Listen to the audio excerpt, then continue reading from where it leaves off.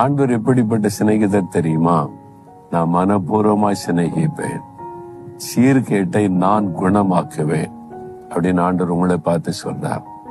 நீ எனக்கு நல்ல சிநேகிதியா இருந்த, நல்ல பிள்ளையா இருந்த, இப்ப ஒண்ணும் பைபிள் வாசிக்கிறது இல்லை, ஜெபிக்கிறது இல்லை, உனக்கு சீர்கேடான தப்புன்னு தெரியுது, அங்க இந்த வழியில தான் போய்கிட்டே இருக்கிறேன், நீ என்னை விட்டு விலகி போயிட்ட, என்னை துக்கப்படுத்திட்ட, ஆனாலும் நான் இன்னும் உன்னை மனப்பூர்வமா சிநேகிக்கிறேன்.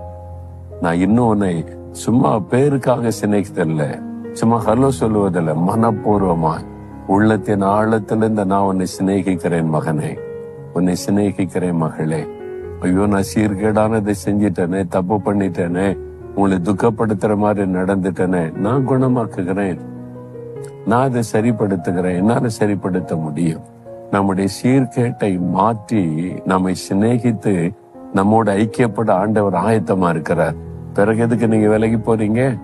இன்னைக்கு ஆண்டவர்கிட்ட சொல்லுங்க, என்னை மன்னிச்சிருங்க ஆண்டவரே, நாம துக்கப்படுத்திட்டேன், வேதனைப்படுத்திட்டேன், ஒரு கேடானதை செஞ்சிட்டேனே, என்னை மன்னிச்சிருங்க, உங்களை எவ்வளவு காயப்படுத்திட்டேன். ஆண்டு சொல்ல